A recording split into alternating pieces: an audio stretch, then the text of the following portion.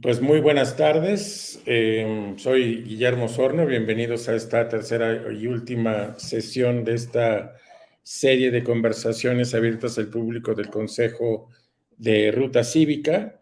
En esta ocasión vamos a hablar del tema de la ciudadanía que queremos. Como la vez pasada, vamos a hacer dos rondas de intervenciones, una primera ronda de 5 minutos y una segunda ronda de unos 3 minutos para animar la discusión. Y vamos a comenzar con Sergio, por favor, para que nos digas qué clase de ciudadanía te imaginas y qué crees que se puede hacer desde Ruta Cívica. Hola, Guillermo. Gracias.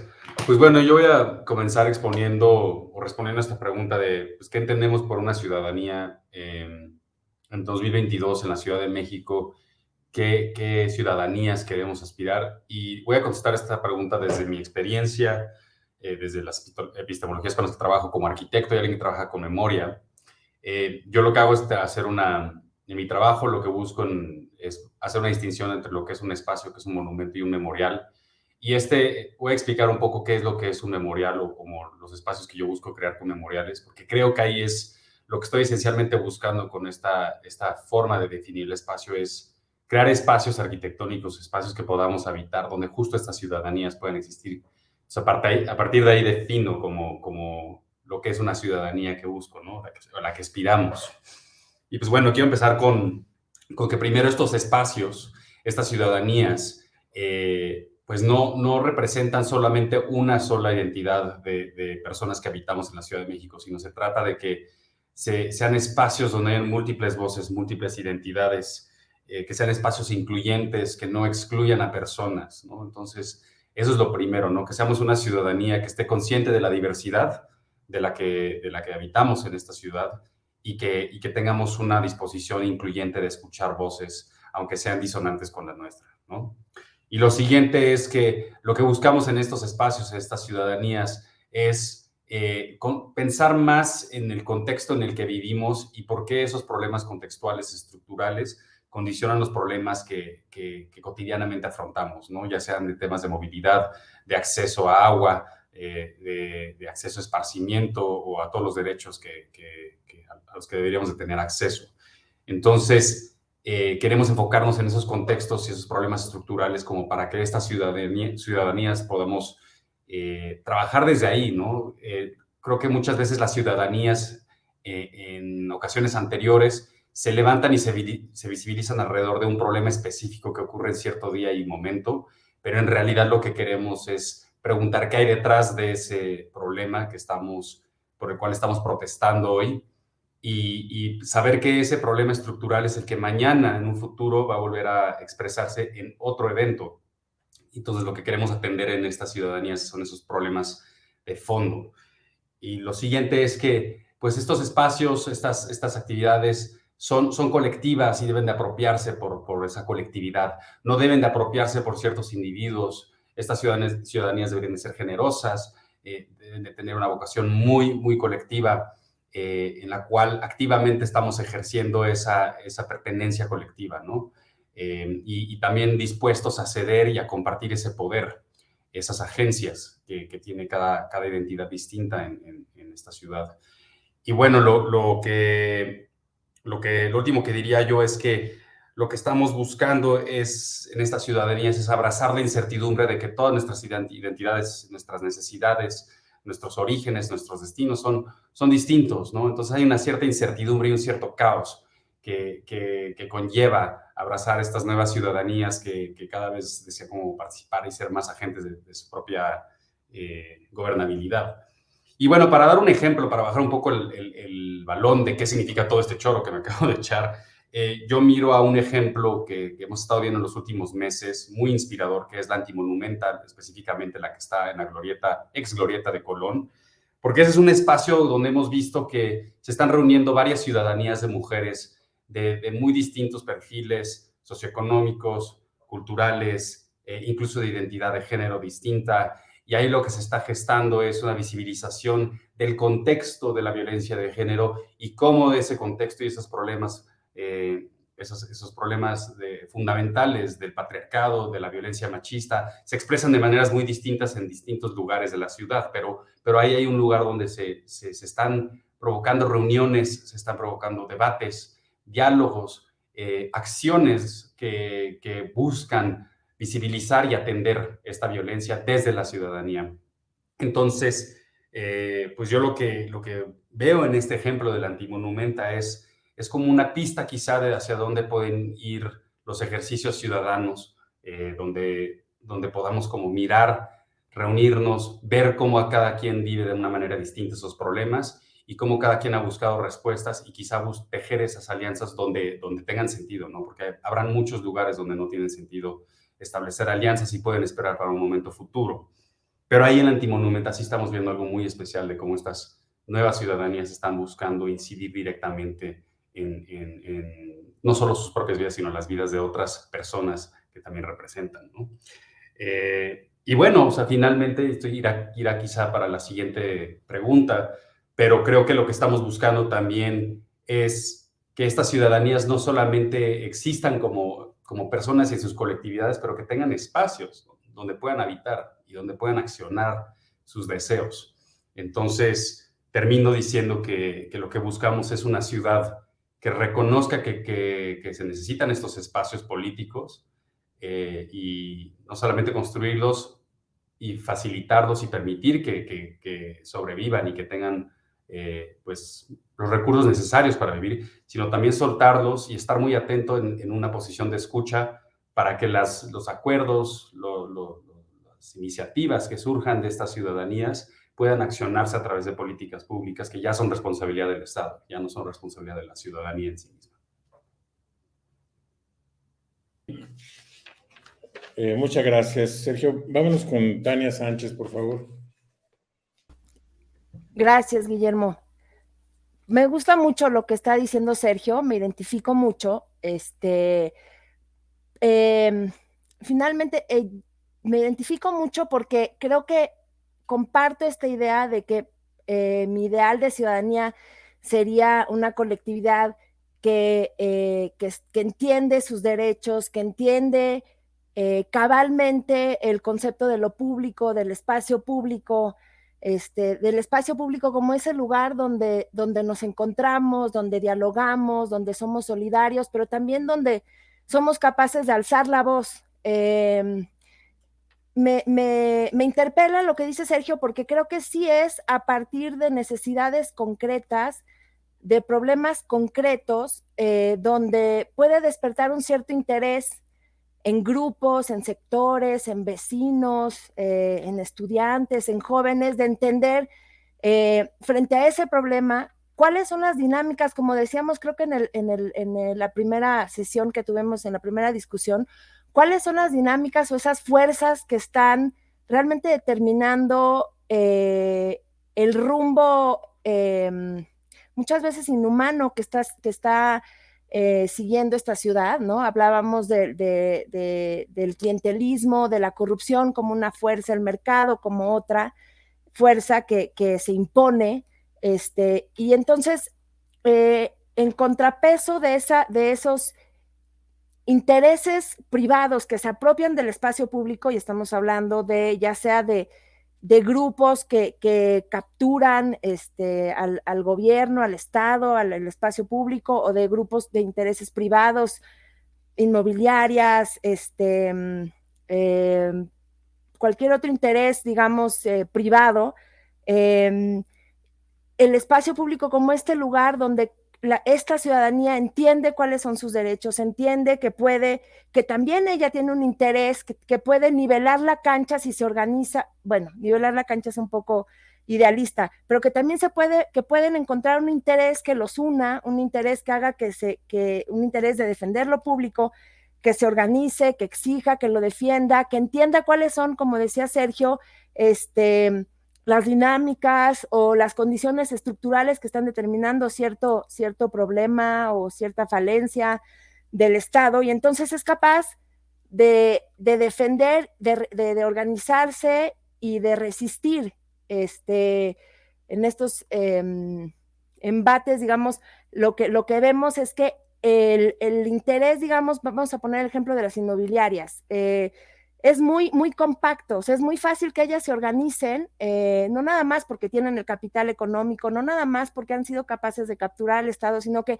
es muy claro o es muy fácil que se organicen en torno a un interés. Y normalmente las colectividades tienen un interés muy difuso. Entonces, yo creo que si entendemos, si aspiramos a una ciudadanía que entiende estas dinámicas y que a lo mejor sí a partir de un problema se organice y resista, vamos a poder estar en mejores condiciones de construir la ciudad que queremos. Y también para pensar en un ejemplo que a mí, en este sentido de cómo cuando hay un interés y se logra entender las dinámicas que están determinando que pase una cosa o que no pase, siempre pienso mucho en el ejemplo de los vecinos del Parque de Reforma Social, por acá en el poniente de la ciudad, que es un parque que en un momento dado se vio amenazado por las inmobiliarias que querían seguir construyendo atrás de Palmas, y se organizaron y resistieron, se organizaron entre ellos, pusieron barricadas, pero se ve que también fueron capaces de construir un diálogo con el gobierno, con la autoridad, para detener el avance de la construcción inmobiliaria que seguramente iba a empezar un proceso de gentrificación todavía más agudo que el que ya se vive, pero fueron capaces de defender así, gráficamente, físicamente, un espacio público que es un parque que usan los vecinos y que fueron capaces de organizarse.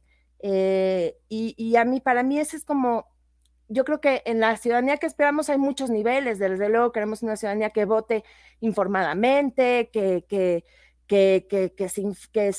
conozca sus derechos y sus obligaciones, pero que también sea capaz de este tipo de organización. Y por ahí lo veo también.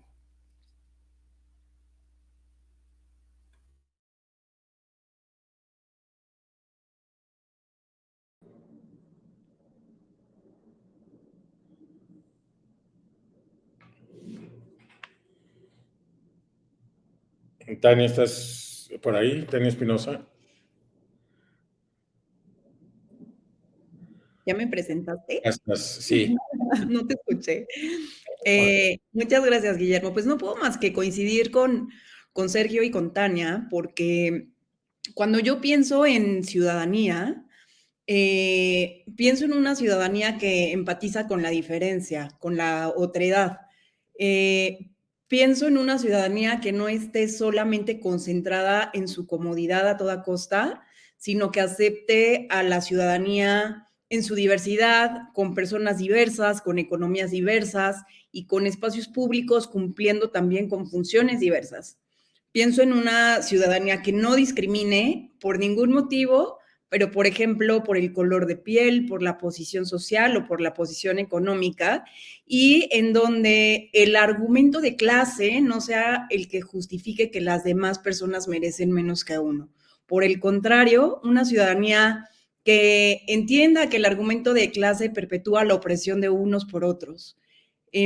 Pienso en una ciudadanía que sea solidaria con las personas menos favorecidas de la sociedad y que esté dispuesta a que se revierta esa forma de pensar y de actuar que ha hecho que crezca la desigualdad. Al mismo tiempo, pienso en una ciudadanía que se apropie de sus derechos y que los reclame, que exija su espacio de participación frente al gobierno en la toma de decisiones públicas y que en este espacio de participación también reclame que su voz tenga el mismo peso que las otras voces. Entonces, ahí podemos hablar de diferentes tipos de mecanismos de participación y creo que hay unos más sofisticados que otros y unos también que tienen pues mayores resultados e impacto que otros y les quiero poner dos ejemplos. Uno personal, que es que yo participo en el Consejo de la Comisión de Derechos Humanos de la Ciudad de México. Es un consejo ciudadano, un consejo honorario. Las personas que somos consejeras somos electas por el Congreso de la Ciudad de México y lo que sucede en ese consejo es que, bueno, se habla de los temas de derechos humanos de la ciudad, cada quien en su expertise o fuera de su expertise propone temas que considera que la Comisión de Derechos Humanos debería de estar abordando en su trabajo diario. Y por otro lado, nos encargamos de ver temas administrativos también y de funcionamiento interno de la comisión. Entonces, si bien no somos funcionarios públicos, porque no tenemos un cargo, dentro de la comisión, las minutas y los temas que se discuten, esas sesiones, son grabadas y posteriormente se hace una versión estenográfica y se comparte en la página de internet de la Comisión de Derechos Humanos. Entonces, ese es un ejemplo de un mecanismo de participación muy institucionalizado. Pero me gustaría también poner el otro ejemplo. ¿Qué pasa, por ejemplo, con las personas que trabajan en el espacio público?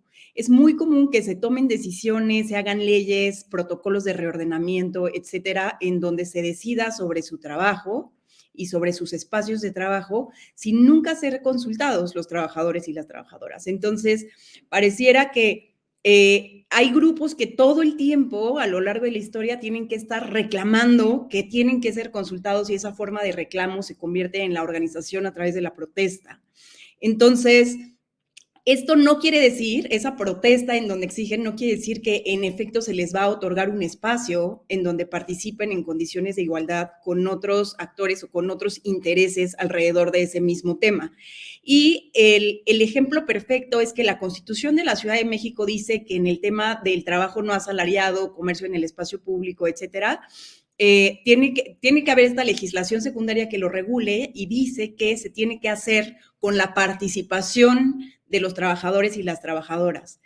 Al respecto, esta ley no ha salido, han salido muchas iniciativas y de todas esas iniciativas que han salido, que han sido por lo menos 6, solamente una tuvo un ejercicio de participación que desde mi punto de vista no cumplía con la función de participación, que fue abrir estas mesas en donde se hablaba del trabajo en el espacio público, hablaban algunos trabajadores, algunos expertos y expertas, y con eso la legisladora que impulsaba esa iniciativa daba por sentado que había cumplido con el mecanismo de participación que la Constitución exige.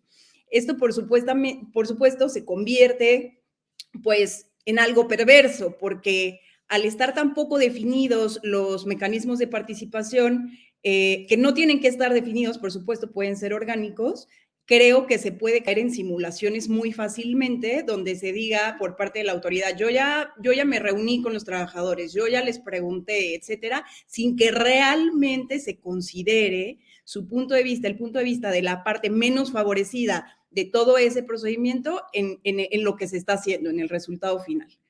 Y hasta ahí dejaría mi primera participación. Gracias, Tania. Vámonos con Nacheli, por favor. Gracias, buenas noches. Bueno, pues con el tema de hoy acerca de la ciudadanía, yo pensaba como en dos aspectos distintos que tendríamos que pensar respecto a cómo ejercer los derechos de la ciudadanía.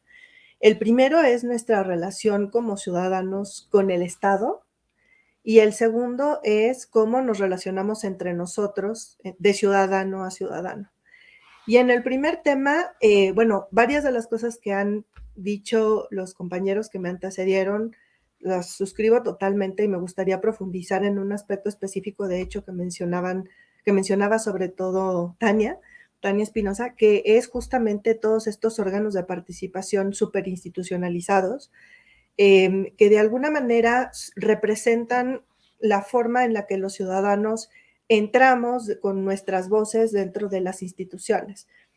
Y a mí una de las cosas que me preocupa mucho de la forma en la que estamos vinculándonos en esos órganos ciudadanos con el Estado es una forma de captura que veo dentro de varias de las instituciones de la ciudad que tienen instituciones consultivas o que tienen órganos, directorios técnicos, diferentes, mecanismos que en teoría deberían funcionar como órganos colegiados y como mecanismos para dirimir diferencias y para insertar cierta pluralidad dentro de la toma de decisiones de las instituciones.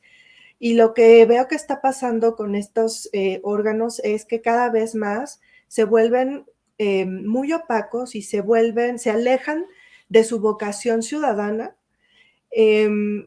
bajo la idea de que al ser órganos constituidos no por servidores públicos, sino por privados, por expertos, por técnicos, son órganos que no pueden, cuyas actividades no pueden ser publicitadas. Y eso me preocupa un montón porque, como en alguna ocasión mencionábamos, lo que estamos viendo en esta captura también es una especie como de expertocracia, donde solo el experto que está dentro de esas instituciones y que tiene cierto privilegio, cierta posición, está en posibilidades de tener una voz. Y creo que esa es una de las cosas que nosotros como ciudadanos tenemos que atender de nuestra relación con el Estado, que estos órganos son de todas y todos y que tenemos que empujar y priorizar la transparencia dentro de estos órganos, precisamente porque muchas de las tomas de decisiones de las instituciones tendrían que volverse más transparentes a través de ellos.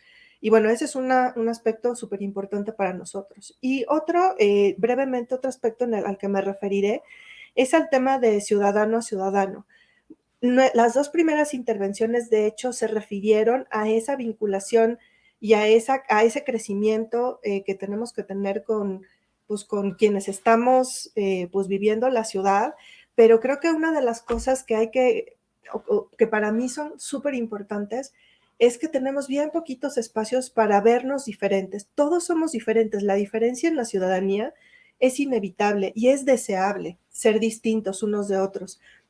Sin embargo, estamos en unos ambientes que penalizan y que de alguna manera ponen unas cargas súper negativas en las diferencias que tenemos nosotros como ciudadanos. Y eso creo que forma la otra parte de lo que tendríamos que estar atendiendo. ¿Cómo vernos a nosotros mismos como grupo de diferentes, teniendo mecanismos y vías para poder dirimir nuestras diferencias en transporte, en espacio público, en políticas urbanas y demás? Y creo que parte de la razón por la cual estos primeros órganos muy institucionalizados a los que hice referencia son importantes es porque también son una forma que tenemos los ciudadanos para dirimir nuestras diferencias y para nivelar el poder diferente que tenemos algunos de otros, porque la mayor parte de los ciudadanos jamás tiene una voz en la toma de decisiones. Y esa frustración y esa falta de espacios de participación, sin duda es algo fundamental y es parte pues, de lo que explica los conflictos de ciudadano a ciudadano cada vez que nosotros vemos una obra nueva, un proyecto nuevo, un espacio público nuevo. Y realmente creo que parte de los proyectos que abordaremos en la siguiente parte de este diálogo de Ruta Cívica es cuáles son esas herramientas que tenemos a nuestro alcance para nivelar nuestras voces y para hacer que las voces de todas y todos formen parte de la toma de decisiones dentro y fuera de las instituciones, independientemente de si somos expertos o no, o de la clase de postura política que tengamos. Creo que yo lo dejaría ahí. Gracias. Nacheli. Armando, te damos la palabra. Y no puedo hacer más que coincidir en todo lo que han dicho mis compañeras y compañeros y suscribo yo plenamente cada una de sus palabras. A mí, yo me gustaría entender a la ciudadanía también como aquella que se pone en el lugar del otro o de la otra, ¿no? No solamente estamos hablando de que, obviamente, de esa ciudadanía a la que aspiraríamos todos y de esa que me gustaría ver de manera permanente discutiendo en el espacio público, es aquella plenamente informada, aquella ciudadanía consciente que exige en todos sus momentos sus derechos, todos los derechos para todas y para todos, y que aparte visualiza al Estado y el ejercicio de gobierno desde una postura crítica, y que puede criticar en todo momento la manera en la que se comportan los gobernantes y que no actúen únicamente como gobernados, sino como una colectividad en la que entendamos plenamente que para poder alcanzar una sociedad más equitativa, mucho más igualitaria, de respeto a los derechos de todas y de todos, se pueda poner en el lugar de los otros, ¿no? ¿Qué ocurre muchas veces en la ciudad? ¿Qué ocurre muchas veces en las políticas urbanas? Decimos, bueno, esto sí hace falta, pero no en mi barrio, ¿no? vamos a construir un hospital, vamos a construir cierto equipamiento y dicen, no, pero por aquí no, mejor que pase por allá, ¿no? Que está más feo, ¿no? Oye, pero necesitamos hacer una senda peatonal y una ciclovía, bueno, por aquí no, porque me va a tapar a mí mi negocio, ¿no? Entonces, en muchas ocasiones, en ese búsqueda de expresar y de entender los ejercicios, o sea, el ejercicio de la ciudad, de entender el espacio público, de entender las políticas públicas en la ciudad, muchas veces hemos caído en el error de no entender las necesidades y de que hay grupos que nos necesitan mucho más la intervención y el apoyo, no solamente del gobierno, sino de otros grupos ciudadanos, y que en el momento en que entendamos esas necesidades de los demás, de los que más lo necesitan, de los que más necesitan de una acción positiva del Estado, si no hacemos eso, no vamos a poder tener una ciudadanía plena y de derechos, ¿no? De toda, o sea, de manera colectiva. Esa es una de mis preocupaciones, ¿no? De que siempre necesitamos entender la posición del más débil y de quienes más necesitan del apoyo de los demás.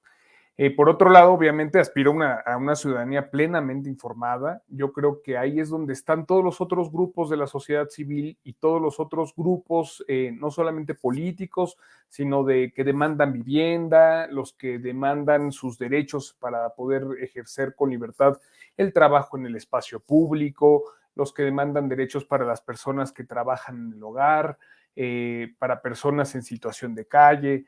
O sea, todos esos grupos que muchas veces trabajan y actúan fuera de las esferas en las que tiene una incidencia real el gobierno y de que llevan muchos años, no pueden ser únicamente vistos como ciudadanos a los que se les entreguen apoyos de manera directa.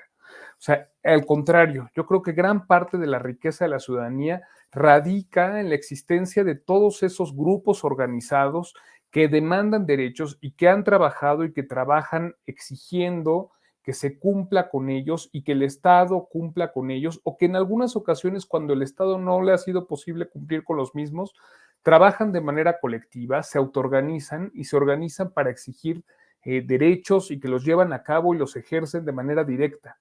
En muchas ocasiones, muchos grupos que han buscado el derecho a la vivienda, por ejemplo, en nuestra ciudad, lo han hecho al margen del Estado y han trabajado de manera colectiva, poco a poco, para generar procesos de autoconstrucción y de autoproducción de vivienda de manera organizada y de manera colectiva. Y ahí es donde yo veo también una riqueza importante en la ciudadanía y que eso nos permitiría también tener construcciones alternativas al Estado y al gobierno, ¿no? Y yo creo que ahí radicaría una parte importante. Obviamente coincido en que ya hay una estructura gubernamental, en que hay órganos de gobierno, en que hay órganos en los que deben de participar los ciudadanos, pero que no, y al igual que como dice Nacheli, que no se lo debemos de dejar únicamente a las y a los expertos, sino ahí es donde deberíamos de aterrizarlo y esos procesos no deberían de ser únicamente ficticios y de hacerse consultas siempre a modo, sino es donde debería de aterrizar con todos esos otros grupos y todos aquellos y aquellas a quienes hemos dejado al margen muchos años. Yo ahí dejaría mi primera intervención, Guillermo. Muchas gracias, Armando.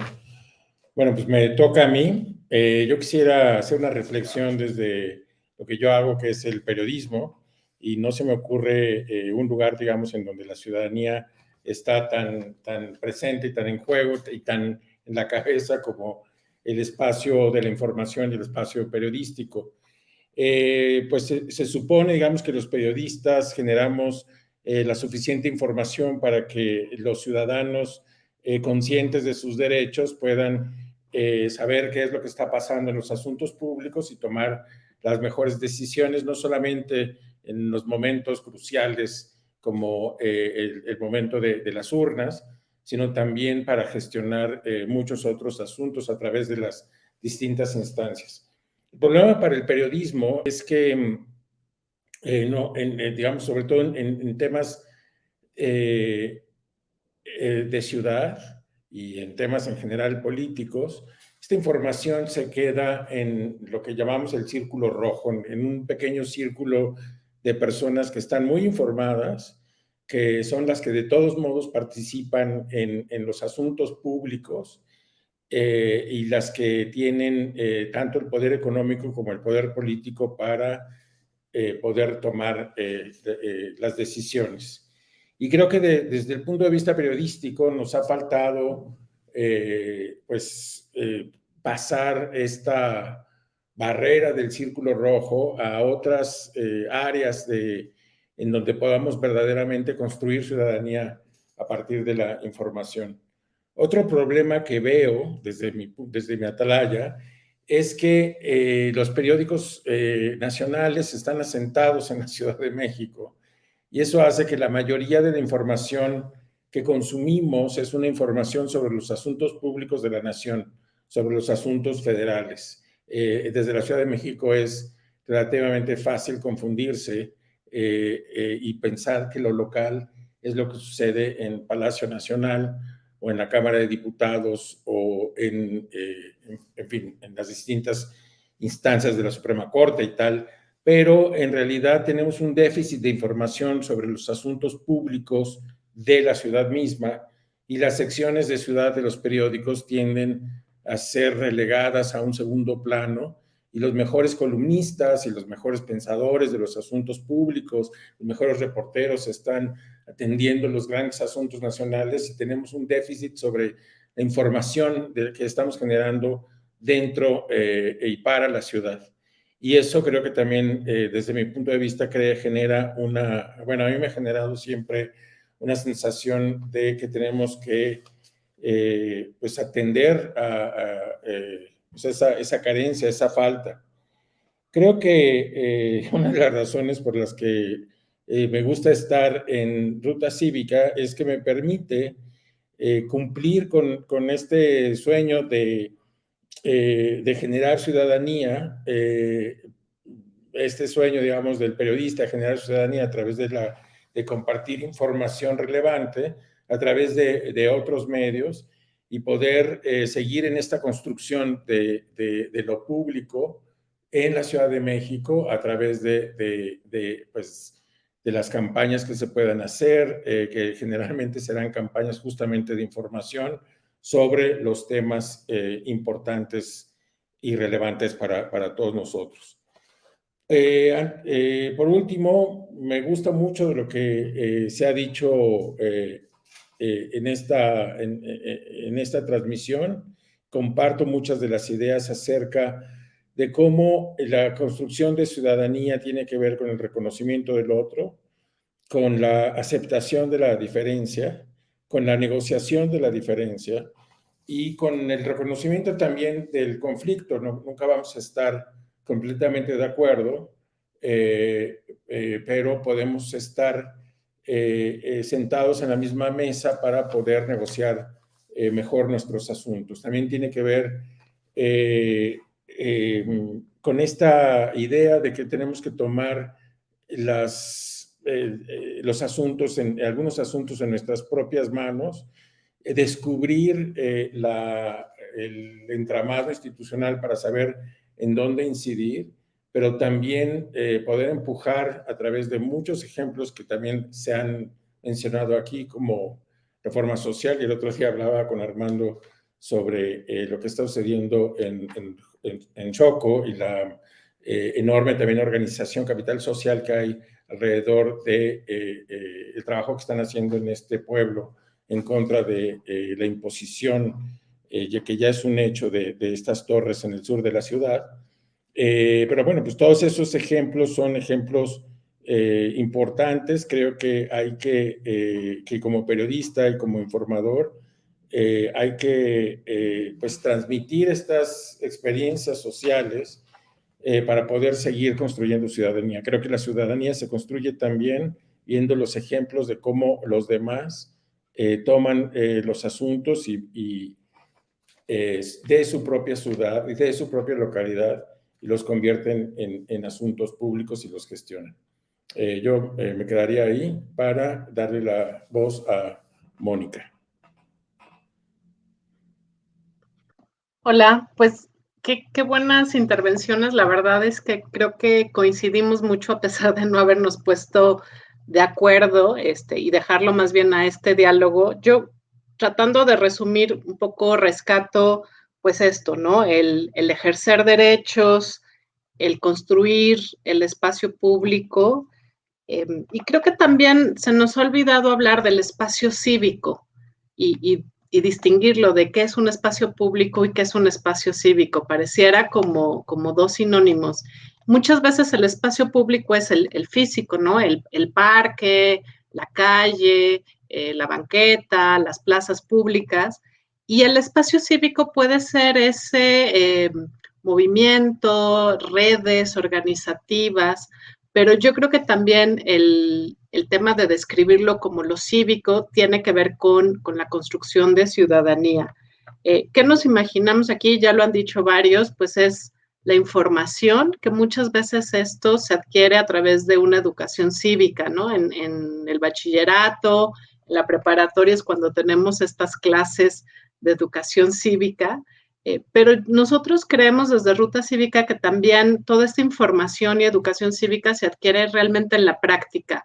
A veces en la prepa te decían, ¿no? De la alcaldía, te hablaban del gobierno de la ciudad, pero hasta que uno no se enfrenta a un problema o a un trámite o a una queja o una denuncia, entonces aprende a saber que pues la ventanilla de la alcaldía es una, la ventanilla, por ejemplo, del Congreso, lo que hace un diputado, una diputada es otra cosa, lo que hace el gobierno de la ciudad es otra. Entonces estas, como a veces parecieran laberintos, se van aprendiendo cuando se usan realmente, ¿no? Como me acuerdo mucho en unos vecinos que de pronto dicen, están podando muy fuerte unos árboles y los están derribando, ¿dónde se puede uno quejar? Y uno piensa pues en la alcaldía, pero no, realmente a veces estas podas vienen de la alcaldía y entonces donde uno se tiene que quejar es en la Procuraduría Ambiental, que es del gobierno de la ciudad, que no es una especie como de órgano autónomo, o lo que ya mencionaba Tania Espinosa, ¿no? La Comisión de Derechos Humanos, cuando uno va y pone una queja y obtiene, si te va bien, pues una recomendación a una autoridad, es otro tipo pues de denuncia donde uno aprende a usarlo, ¿no? Aprende a decir mi derecho violado fue tal, tal, tal, porque autoridad, presento aquí los hechos. Estoy pensando en todos estos ejemplos que ya dieron, ¿no? De cuando se invade un parque, cómo se queja uno, o cuando hay un inmueble en riesgo, como uno de estos edificios que uno ve que está a punto de caerse y como que dónde se reporta, dónde se denuncia, dónde se va y se revisa. Entonces, averiguar todas esas ventanillas tiene que ver con esta educación cívica. Y luego creo que ya hablamos de lo importante que es gestionar, pues yo diría la pluralidad, la diversidad, esto de hablar con los otros, los que no son como nosotros, pero entender su punto de vista, ponerse en sus zapatos. Pero creo que también me gustaría hablar de las distintas estrategias que tenemos en la construcción de ciudadanía. Y puede ser que mucho estemos exigiendo, protestando, denunciando, pero también la ciudadanía se construye colaborando, ayudando a hacer leyes, a hacer convenios, a hacer programas, sentarse en estos consejos, en estas comisiones y dar recomendaciones.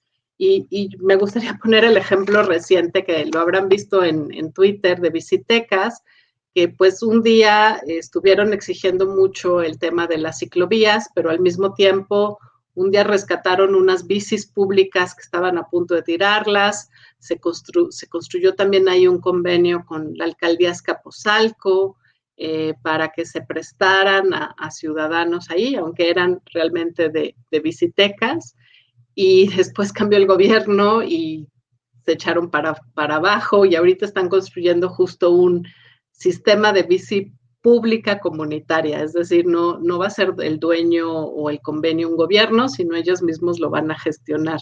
Entonces, si se fijan, ahí hay como una diversidad de estrategias de construir movilidad sustentable a través de la bici, pero que tiene que ver mucho con el tema, pues uno de autoorganizarse y creo que eso también junto con el aprender cuál es la ventanilla y cuál es el trámite, en cómo se organiza uno como ciudadanía, cómo hablas con tus otros ciudadanos, cómo te pones de acuerdo, cómo te repartes responsabilidades y cómo cumples acuerdos, ¿no? Porque luego nos encanta, pues eso, tomar cafés, despejarnos mucho, pero ya el asumir un papel activo y quienes hemos participado en esto, sabemos que la parte difícil no es quejarse, sino tomar acciones. Entonces, pues yo creo que eso también es un reto, es construir ciudadanía, es construir prácticas y aprendizaje de organización, ¿no? O de organizativo. Eso me parece que también es parte de la ciudadanía que aspiramos. Gracias, Mónica. Pues vamos a la segunda ronda. En esta segunda ronda vamos a hablar de algunos puntos más específicos acerca de cómo imaginamos el trabajo, nuestro trabajo dentro de Ruta Cívica, y vamos a seguir el mismo orden. Comenzamos de nuevo con Sergio, por favor. Pues bueno, como dijo Mónica, ¿no?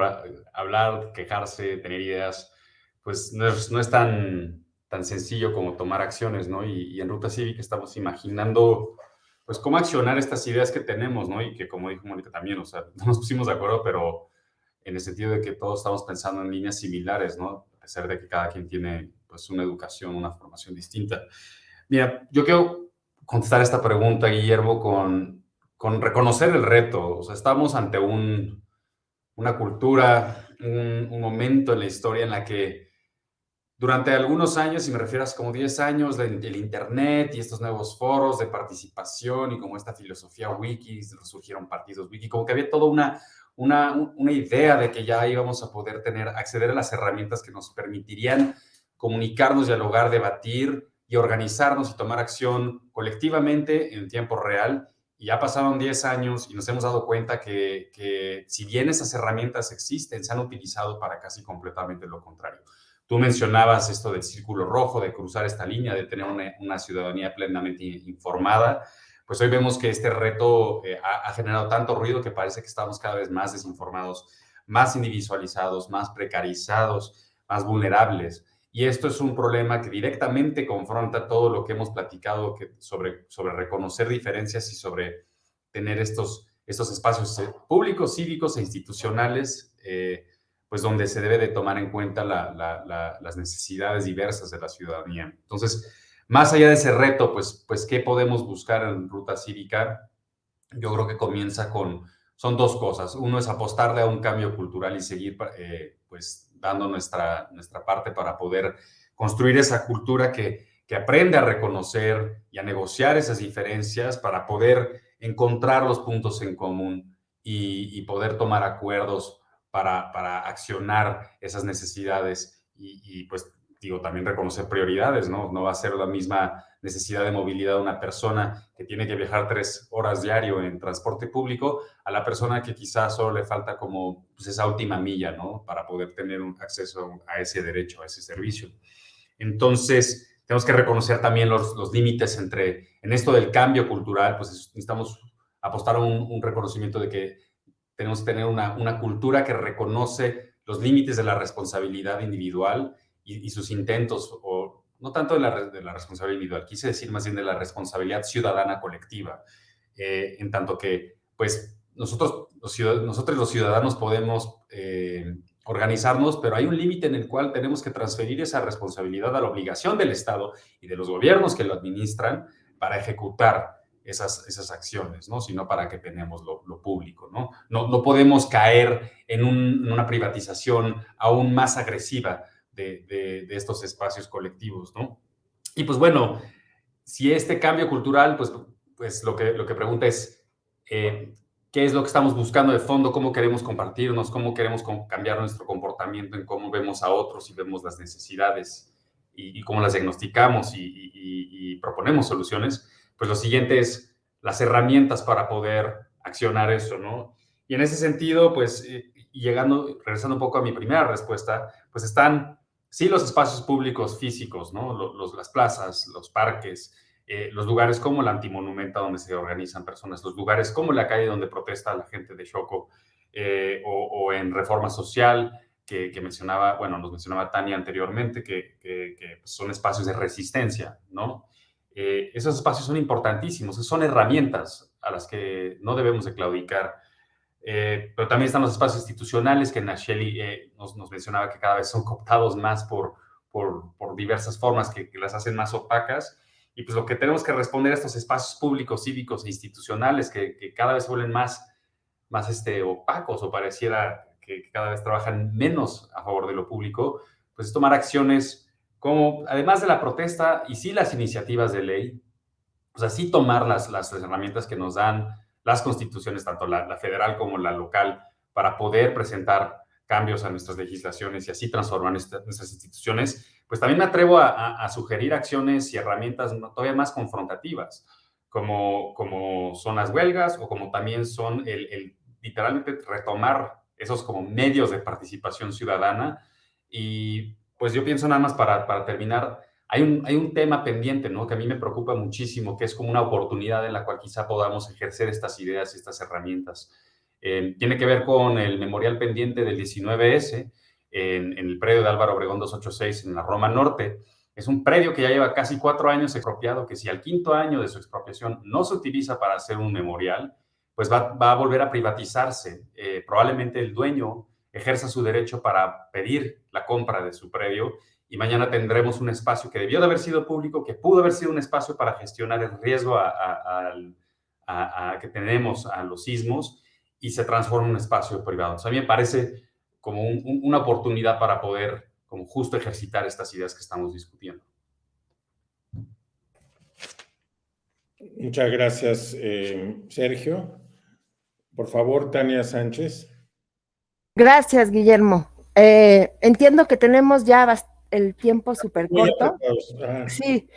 Sí, pues mira, el desafío es enorme, ¿no? Creo que hemos hablado de un conjunto de oportunidades, de desafíos, y entonces frente a ello, ¿cuál es el papel de Ruta Cívica? ¿Qué es lo que puede hacer Ruta Cívica? Me gusta mucho, y lo tomo donde lo dejó Sergio, ¿qué puede hacer Ruta Cívica para frenar esta privatización de lo público? Yo creo que me voy a agarrar de la idea que pusieron varios sobre la mesa, de la participación, y cómo hacemos de la participación algo sustantivo, cómo le podemos arrebatar el monopolio de las decisiones a los expertos, cómo podemos frenar o acabar con ejercicios de simulación de participación. Y yo creo que no pasa por decir que las decisiones son de todos y que no hay que tener conocimiento. No, al contrario, yo creo que Ruta Cívica para mí siempre ha sido un proyecto de educación cívica, como lo han mencionado varios. En ese sentido, creo que tiene que ver con ser un espacio donde volvamos a todo el que le interese experto, ¿no? O sea, que cuente con esas herramientas para sentarse a la mesa de las decisiones. Hay varias preguntas, yo creo que en términos de estrategia, que nos vamos a tener que contestar en los siguientes meses. Una que comúnmente nos hacemos es, bueno, ¿a quién le hablamos? ¿A los organizados, a las organizadas, a las personas organizadas o a las personas desorganizadas? Nos ponemos a organizar personas en torno a un interés, o profundizamos la organización de las que ya están organizadas. En todo caso, y lo decía Mónica y lo decían varios, yo creo que defender lo público en lo abstracto es muy difícil. O sea, cuando Mónica habla del espacio cívico, es un concepto, yo creo que tan difícil de entender, porque tiene que ver con la libertad de expresión, el derecho a organizarse, el derecho a asociarse, pero eso ¿cómo se come? ¿Qué quiere decir eso? O sea, yo creo que se pueden hacer algunas cosas divertidas en lo abstracto, como la campaña que hicimos del Corruptur, que algunos de ustedes lo habrán conocido, que digamos, medir la efectividad de una campaña de ese tipo, que era como una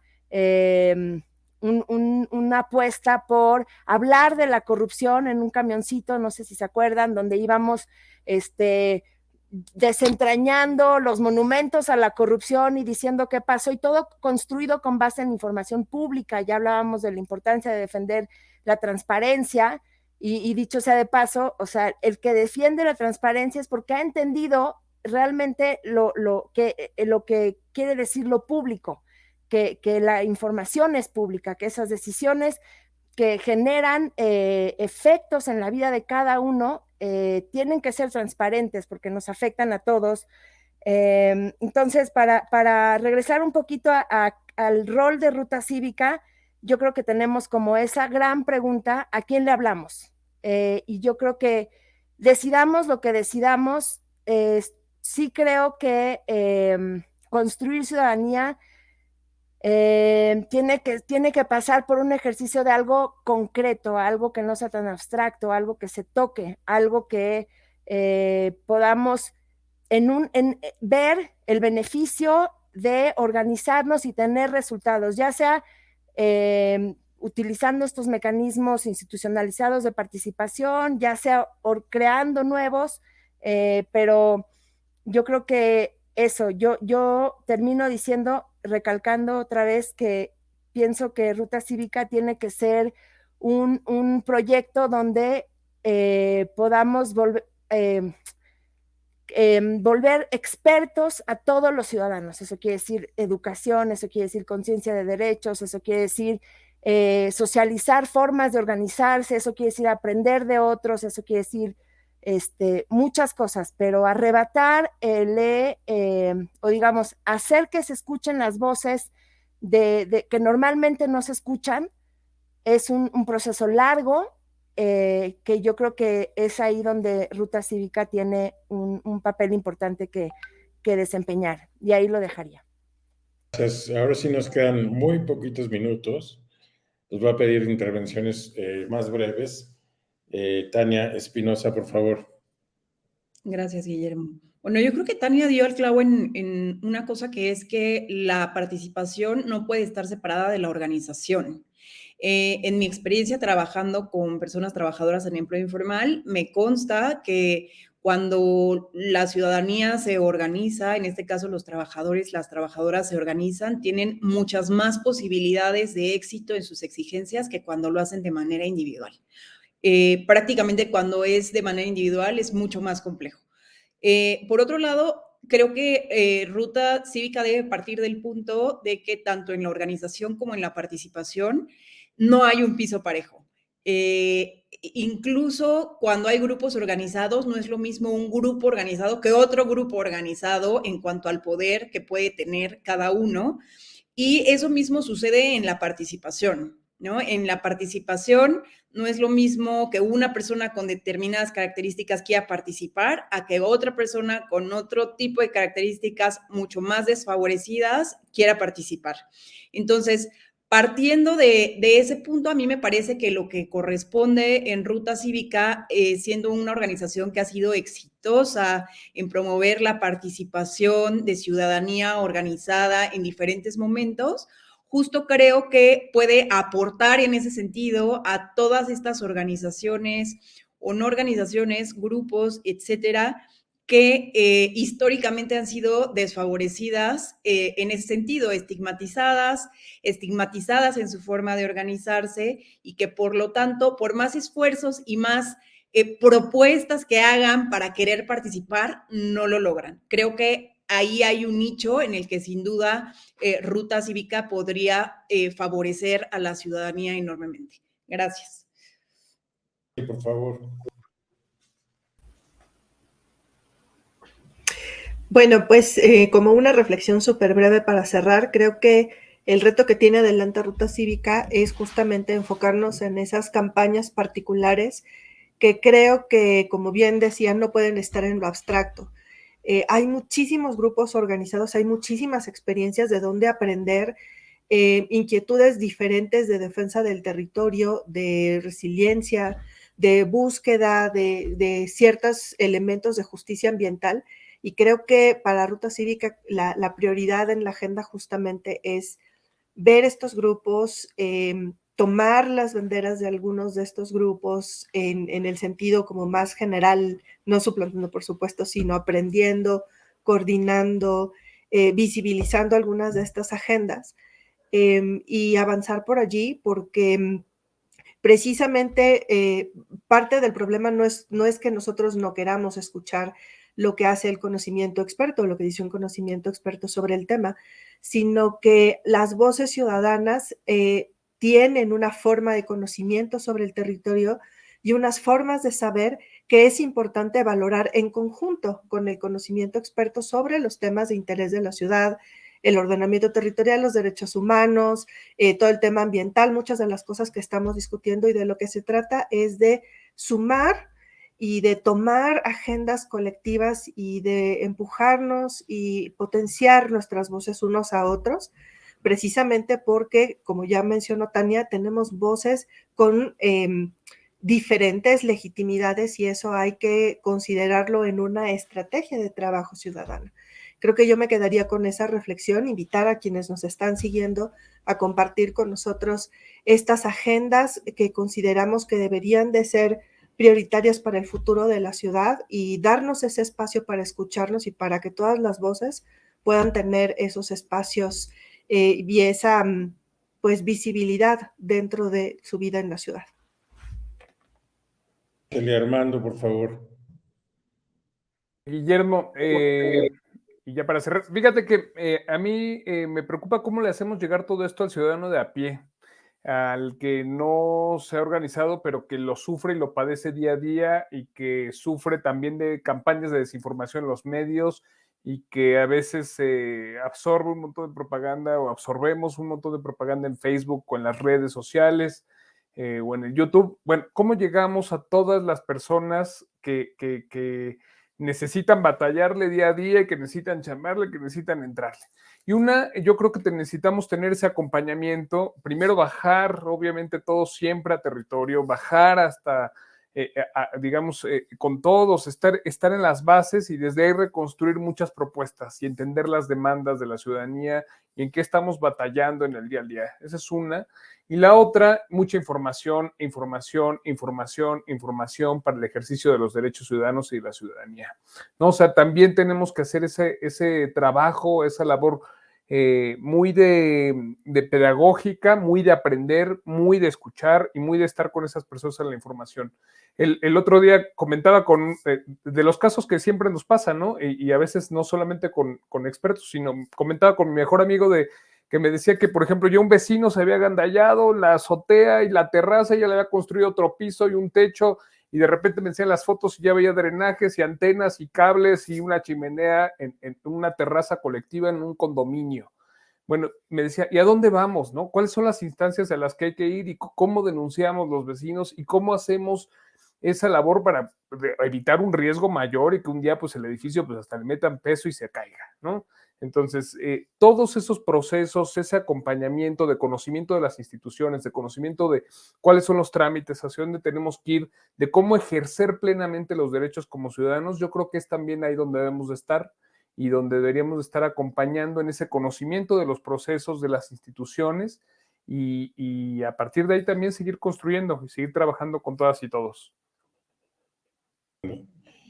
Pues me toca a mí participar, solamente quiero decir que estoy completamente de acuerdo con varias cosas que dijo Tania Sánchez, que son dudas que tengo con respecto al trabajo futuro de Ruta Cívica, que es el público al cual le vamos a hablar. Ya se ha dicho Rossana Shelley y por un lado ha elaborado un muy buen argumento de poder trabajar con grupos ya organizados. Armando ha elaborado un argumento que tiene que ver más bien con ofrecer información en general a los ciudadanos, y Tania pone el dilema de trabajamos con los organizados o con quienes necesitan organización. No sabemos, creo que es un tema que vamos a tener que discutir un poco más a fondo. Lo que sí creo y que se ha puesto aquí es que pues, la labor se antoja pues, muy vasta y que pues, pondremos un granito de arena en todo este tema sobre la educación cívica, la organización y la construcción de ciudadanos, y que, bueno, eso ya en principio me hace sentir muy orgulloso de este trabajo. Mónica, te toca cerrar. Pues sí, creo que muchos retos en términos de construir esta ciudadanía. A mí se me ocurren algunos, pues, como episodios o capítulos le podríamos poner. Uno es trabajar con nuestra herramienta metodológica que se llaman las travesías del descubrimiento o del aprendizaje, que es lo que ya decían, es ir a descubrir temas en común, ir a recorrer muchas veces son las calles, el problema, ¿no? La movilidad, el agua, cómo se planea el desarrollo urbano, hasta que uno no se enfrenta con estos edificios donde uno adquiere pues mucho conocimiento de qué es inseguro, qué es seguro y demás. Entonces esto le llamamos las travesías y ayuda mucho a, ahora sí que viendo y platicando y de una forma muy vivencial, alinear visiones que después ayudan a la organización. Porque si nada más trabajamos pues en pequeños grupos, sin lo imagen, sin lo vivencial, sin esta experiencia, es más difícil ponerse de acuerdo. Pero obviamente este paso de, bueno, ya lo vimos, ya vimos el problema, ya vimos nuestro territorio, ya lo conocimos, ya pusimos en común, ¿no?, lo que sabemos de eso, cómo nos organizamos. Y luego también cómo adquirimos estas herramientas o educación sobre dónde toca quejarse, cuál es el trámite, qué papel nos toca, las solicitudes de acceso a la información. Y creo que también aquí pasa hasta con el trabajo de los periodistas, de los medios. En las campañas en las que nosotras hemos trabajado, los medios cumplen un papel muy importante, donde son parte del taller, del tema a discutir, pero ellos mismos a su vez informan, sacan notas con buenas fuentes, con buena información, con buenas explicaciones, con buenas infografías, gracias a que estuvimos como de la mano con ellos.